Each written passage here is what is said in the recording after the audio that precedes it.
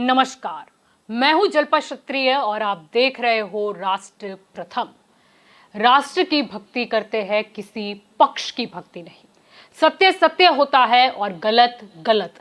अब वैसे तो कहा जाता है कि प्रेम और युद्ध में सब जायज होता है, लेकिन प्रेम और युद्ध तो ठीक, लेकिन अब तो जैसे राजनीति में सब कुछ जायज हो गया हो।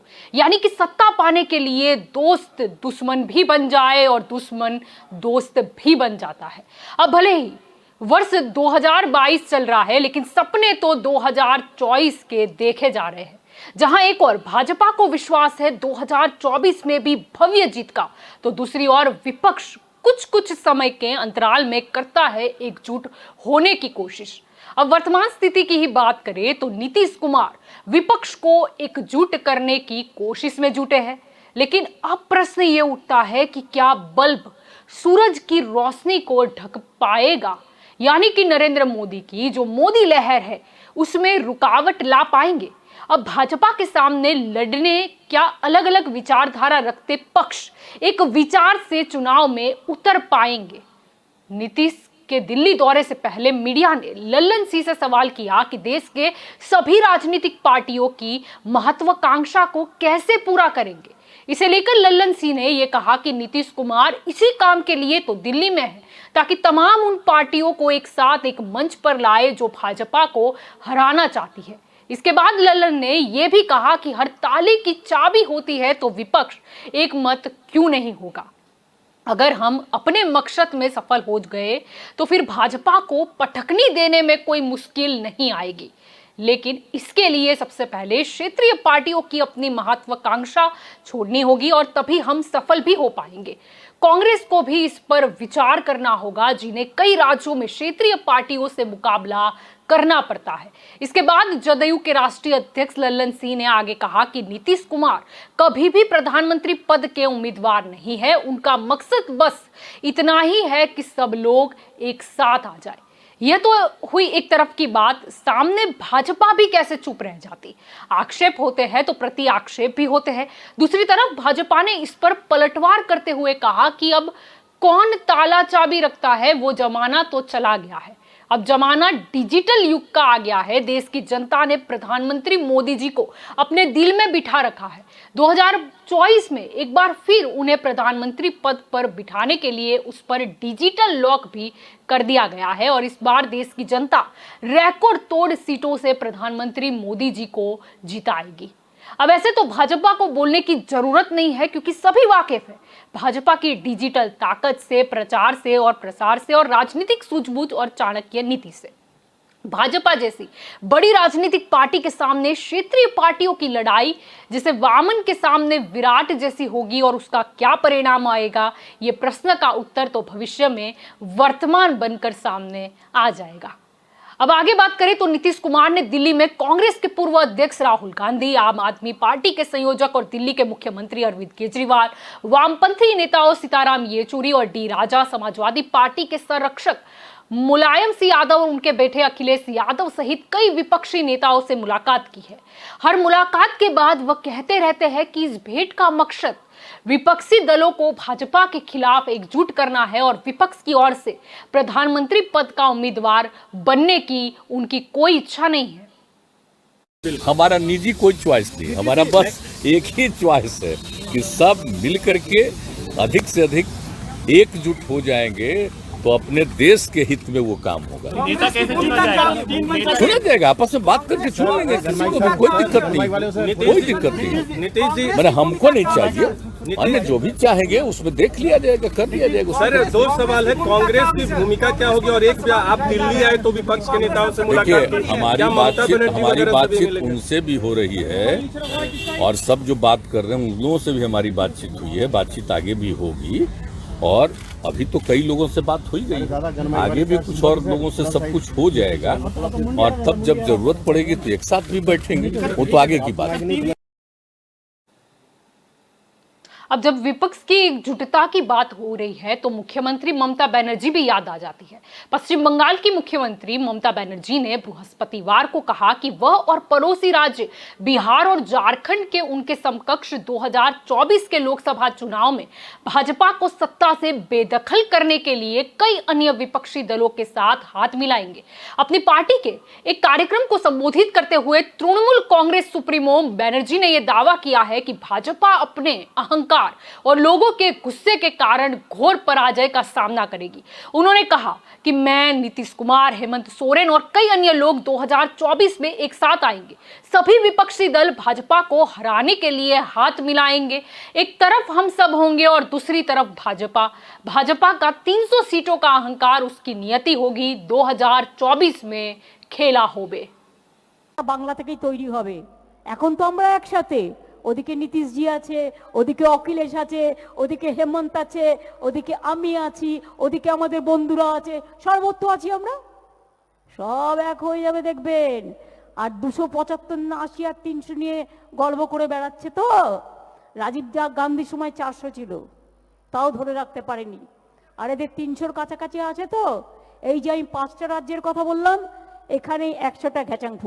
एक ऐसी लड़ाई में आगे बढ़ना है और जागरूक करना है लोगों को, जिससे हम लोग इस लड़ाई में कामयाब हो जाएं। लड़ाई बहुत लंबी है, बहुत कठिन है, क्योंकि जिनसे हमें लड़ना है, जिनसे हमें कुछ पाना है, वो बहुत ताकतवर लोग हैं। कोई संस्था ऐसी नहीं जहां पर वो न पहुंच गए हों। हर संस्था पे उनका कब्जा है। जब संस्थाओं पे कब्जा हो जाता है तो शायद हमें और आपको न्याय भी नहीं मिल सकता है। आपकी सच बात को भी झूठा बनाया जा सकता है। तुम पे तो नहीं लॉकर है, हम पे लॉकर नहीं है। ये देखिए, आप अगर बीजेपी से लड़ रहे हैं तो आपको सब जांच के लिए तैयार रहना पड़ेगा। अगर आप भागीदारी का संघर्ष की लड़ाई लड़ रहे हैं तो आप हर तरीके से तैयार रहिए। आपके ऊपर केस, मुकदमे, जांच सब होगी। ये 24 की तैयारी है, ये शुरुआत है इन संस्थाओं से। इसी तरह 24 की तैयारी चलेगी। देखिए, जो वर्तमान देश की स्थिति है, जब देश एक वैश्विक महामारी से उभर रहा है, देश के 80% लोग जो ग्रामीण परिवेश में अपना जीवन यापन करते हैं, उसके प्रति प्राथमिकता के आधार पर चिंताएं होनी चाहिए। यहाँ तो ऐसा लगता है कि आज आम नागरिक, किसान, मजदूर, मध्यवर्गीय, नौजवान सभी गायब हो गए। सरकार बनाओ, सरकार तोड़ो, विधायक खरीदो, विधायक बेचो। आखिर व्यापारियों का और दूसरा काम क्या होता है? देश चलाना थोड़ी। खरीद फरोख्त कर। हम जनता के लिए काम करते हैं, हमें खरीद फरोख्त नहीं है। और देखेंगे, इन व्यापारियों को भी हम जवाब देंगे और राज्य की, देश की जनता जवाब देगी। इनके हर करतूतों पर पूरे देश का नज़र है। धर्म समाज पर कितने दिनों तक ये अपनी रोटी सेकेंगे, ये भी हम लोग देखेंगे। धर्म समाज के आधार पर और धर्म समाज को बांटकर कभी देश आगे नहीं बढ़ सकता। और बहुत दुर्भाग्य है कि केंद्र सरकार देश की आधे राज्यों से सिर्फ लड़ाई कर रहा हो, उनकी सरकार गिराने और बनाने की काम कर रही हो, तो उस देश का भविष्य क्या हो? मुख्यमंत्री नीतीश कुमार ने तो बुधवार को ये नई दिल्ली में कह दिया है कि 2024 के लोकसभा चुनाव में भाजपा के खिलाफ विपक्षी दलों का मेन फ्रंट बनेगा। अब आपको बता दें कि इससे पहले शरद पवार भी जोर दे चुके हैं विपक्ष के एकजुट होने पर और प्रयास भी कर चुके हैं। अब नीतीश कुमार भी कैसे बाकायदा रह जाते हैं। नीतीश कुमार भी शरद पवार से मिले इसी सिलसिले में। पण नीतीश कुमारनी टाकलेलं पाऊल यात त्यांचं छान फळाचं आहे। उद्याच्याला जे संकट भाजप त्यांच्या आणणार आहेत त्याची नोंद वेळीच घेऊन त्यांनी खबरदारी घेतली एका दृष्टीनं त्यांनी राज्याच्या दृष्टीनं त्यांच्या पक्षाच्या दृष्टीनं अतिशय योग्य निर्णय घेतला।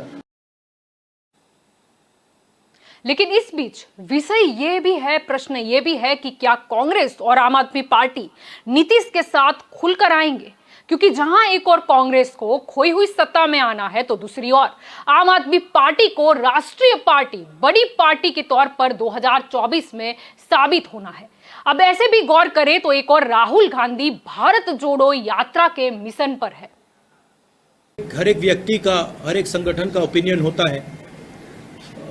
बीजेपी का ओपिनियन है, आरएसएस का ओपिनियन है, वो ठीक है।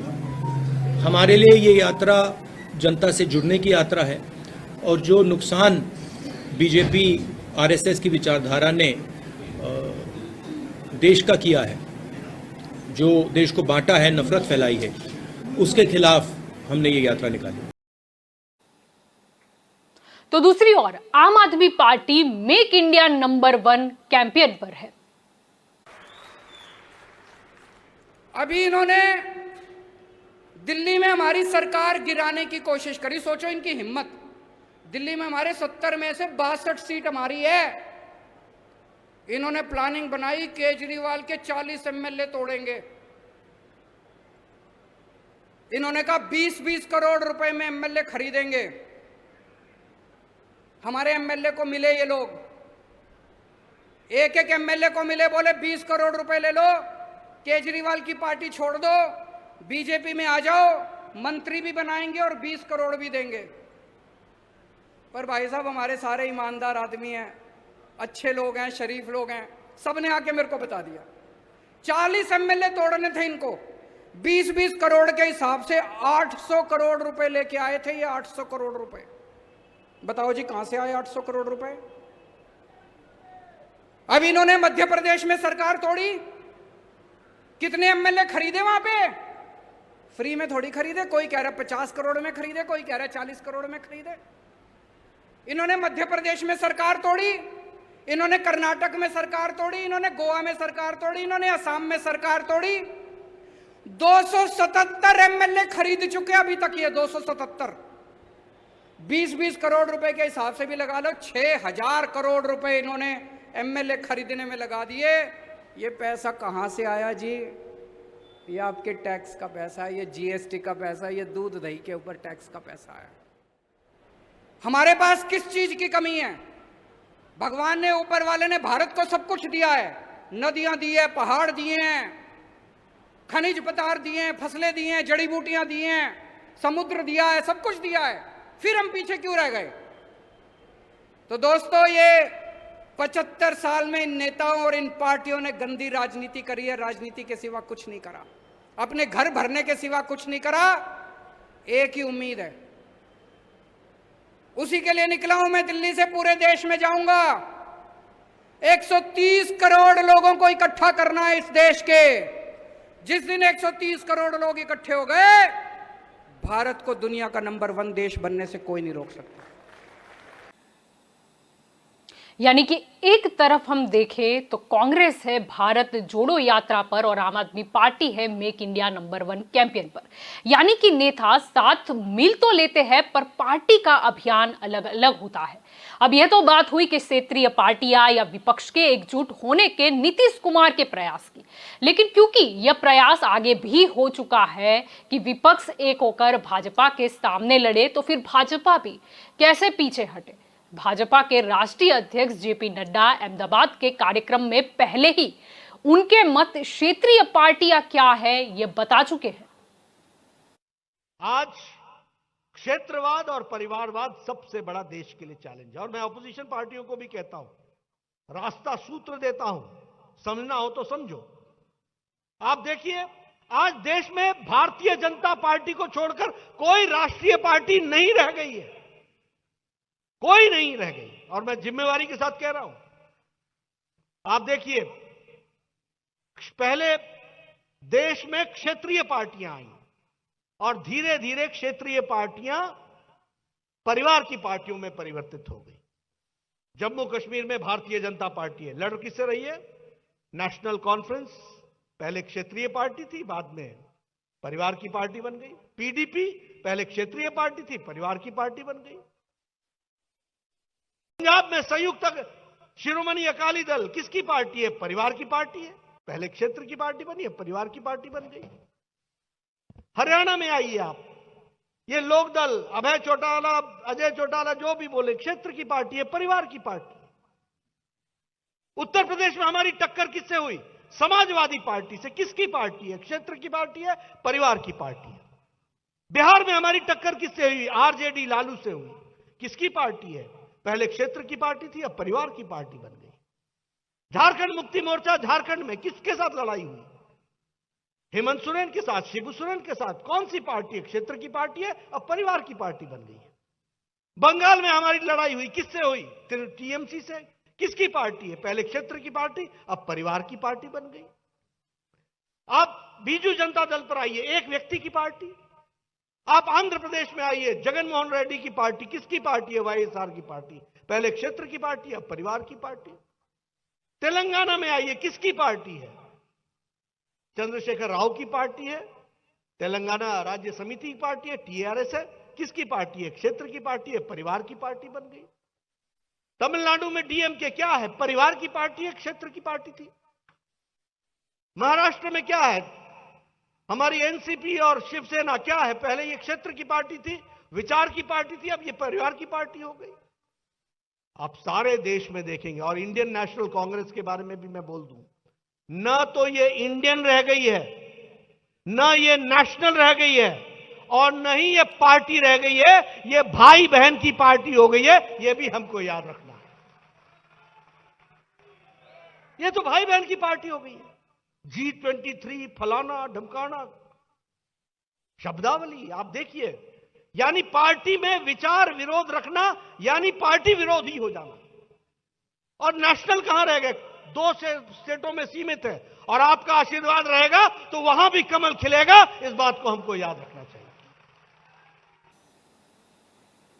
अब अगर रणनीति का जिक्र हो रहा है तो फिर प्रशांत किशोर भी याद आ ही जाते हैं, और नीतीश कुमार और प्रशांत किशोर की आक्षेपबाजी भी अभी चल रही है। प्रशांत किशोर जो कि अहम माने जाते हैं मोदी जी की प्रधानमंत्री की कुर्सी तक पहुंचाने की रणनीति बनाने के लिए, तो हाल ही में प्रशांत किशोर के बारे में नीतीश कुमार ने कहा कि वे मेरे साथ आए, हमने उनको सुझाव दिया कि यह काम छोड़ दे, लेकिन वे नहीं माने। देश में कई पार्टियों के बारे में काम करते रहे, उनका धंधा है, बिहार में जो करना चाहते हैं करे, उनके बयान का कोई अर्थ नहीं। उनको यह मालूम नहीं है कि 2005 से क्या काम हुआ है। वे पब्लिसिटी के एक्सपर्ट है, हो सकता है कि उनका भाजपा को मदद करने का मन हो। वो आदमी तो मेरे साथ आया ना, लेकिन बाद में हम सुझाव दिए कि ये सब काम वो सब छोड़िए, नहीं माने। आज दूसरा देश भर में कितना पार्टी का काम करते रहे, तो उसका वो धंधा है। अब बिहार में वो अपना जो करना चाहिए करे ना भाई, उससे क्या मतलब? उसके स्टेटमेंट का कोई अर्थ नहीं है।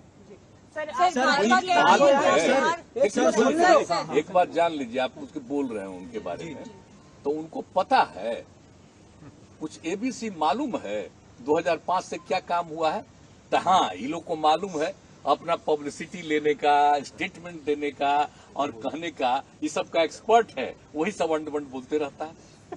कोई मतलब है क्या? 3 दिन और आप जान लीजिए, अगर कोई इस तरह की बात बोलता है तो आप समझ लीजिए मन होगा कुछ, बीजेपी के साथ रहने का मन होगा, बीजेपी का भीतर से मदद करने वाला मन होगा। इसके बाद पीके ने नीतीश कुमार पर पलटवार करते हुए कहा था कि वह बुजुर्ग हो गए हैं और 1 साल में उन्हें सब पता चल जाएगा। यही नहीं, उन्होंने कहा था कि यदि नीतीश कुमार 10 लाख नौकरियों के वादे को पूरा कर देते हैं तो मैं सब काम छोड़कर उनके साथ लग जाऊंगा। कि 17 साल मुख्यमंत्री रहने के बाद आपको याद आया कि 10 लाख सरकारी नौकरी दी जा सकती है। अगर आप इसको दे सकते हैं या दे सकते थे तो अभी तक रुके हुए क्यों थे? पहले ही दे देना चाहिए था। लेकिन चलिए, अब नीतीश कुमार इतने बड़े नेता हैं, उनको ए से लेकर जेड तक आता है, दूसरे को तो एबीसी भी नहीं आता है। उन्होंने कहा है कि 10 लाख नौकरी दे देंगे, तो हमने भी कहा है कि साहब आप 10 लाख नौकरी दे दीजिए। आप ठीक कह रहे हैं, तब हम लोग जैसे लोगों की अभियान चलाने की क्या जरूरत है? 10 लाख नौकरी दे दीजिए, अभियान को वापस ले लेंगे। अभियान ही वापस नहीं लेंगे उनके पीछे खड़े होकर उनको अपना नेता मान के जैसे 15 में उनका काम कर रहे थे, वैसे फिर से उनका काम करने लगेंगे, फिर से उनका झंडा लेके घूमेंगे। 10 लाख लड़कों को नौकरी देके दिखाइए साल भर में। अब आपको याद दिला दे कि प्रशांत किशोर तो पहले ही बता चुके हैं कि जिस तरह से 40 साल पहले कांग्रेस सत्ता का केंद्र रही, उसी तरह भाजपा भी सत्ता के केंद्र में बनी रहेगी, चाहे चुनाव हारे या जीते। किशोर का मानना है कि भाजपा से कई दशकों तक कांग्रेस और अन्य दलों को लड़ना होगा। उन्होंने आगे कहा कि एक बार जब कोई राष्ट्रीय स्तर पर 30% वोट हासिल कर लेता है तो इतने जल्दी राजनीतिक तस्वीर से नहीं हटता। इस जाल में बिल्कुल मत फंसिए कि लोग प्रधानमंत्री नरेंद्र मोदी से नाराज है और उन्हें सत्ता से बाहर कर देंगे। हो सकता है कि लोग मोदी को सत्ता से बाहर कर भी दे, लेकिन भाजपा अभी कहीं नहीं जा रही है। आपको इससे अगले कई दशकों तक लड़ना पड़ेगा। is going to be the center of the Indian polity, whether they win, whether they lose, like it was for first 40 years for Congress. BJP is going nowhere. Once you secure 30% plus vote at India level, you are not going away in a hurry. So do not ever get into this trap that people are getting angry and they will throw away Modi. Maybe they will throw away Modi, but BJP is not going anywhere. They are going to be here. You have to fight it out for next many decades. It's not going in a hurry. So that is where the problem lies with Rahul Gandhi probably. He thinks it's just matter of time when people will throw him away. That's not happening. यानी कि भाजपा की 2024 में सत्ता का यकीन प्रशांत किशोर पहले ही अपने निवेदन से दिला चुके हैं। लेकिन प्रशांत किशोर ये कहते हैं कि नरेंद्र मोदी के अगर भाजपा सत्ता में रहेगी तो फिर मोदी नहीं तो फिर कौन होगा, या फिर योगी आदित्यनाथ। यानी कि भाजपा एक और दमदार नेता जो कि दिल्ली तक जाने वाले उत्तर प्रदेश में लोग चाहना रखते हैं, वह योगी आदित्यनाथ को आगे कर भी सकती है। अब ये तो वक्त ही बताएगा भाजपा या विपक्ष की एकजुटता क्या होती है या फिर कुछ और होता है। लेकिन मुद्दा यहां पर यह है कि विपक्ष एकजुट हो गया तो भी कैप्टन कौन रहेगा, या फिर भाजपा जो कि हमेशा जानी जाती है कि कुछ भी हो जाए, कोई भी रणनीति या कोई भी चेहरा आगे करना पड़े लेकिन जीत तो लेनी है, तो क्या हो सकता है कि कोई चेहरा और भी उभर कर आए। मुद्दा यह भी है कि विपक्ष को आगे भी एकजुट होने का प्रयास शरद पवार, ममता बनर्जी या फिर कांग्रेस के भी दिग्गज नेता कर चुके हैं, लेकिन वो प्रयास उतना सफल नहीं नजर आया था। तो क्या ये नीतीश कुमार के सपने ही दिखेंगे या फिर कुछ वास्तविकता में भी विपक्ष की एकजुटता नजर आएगी? क्या क्षेत्रीय पार्टियां जिसे कि अब भाजपा वामन गिनती है, क्या वो वामन विराट पर भारी हो पाएगा, या फिर 2024 के लिए बीजेपी ने भी कुछ सोच के रखा है? क्या होगा एजेंडा? अगर सारे ही विपक्ष एकजुट हो जाए तो भाजपा क्या करेगी, या भाजपा भी फिर सहारा लेगी कि क्यों ना क्षेत्रीय पार्टियां, भले वो परिवारवाद कहते हो या क्षेत्र से जुड़ी छोटी पार्टी गिनते हो, उन्हें भी क्या एकजुट होने के प्रयास में शामिल करना होगा? अब वक्त तो बता ही देगा, लेकिन ज्यादा जानकारी के लिए आप जुड़े रहे राष्ट्र प्रथम के साथ। नमस्कार।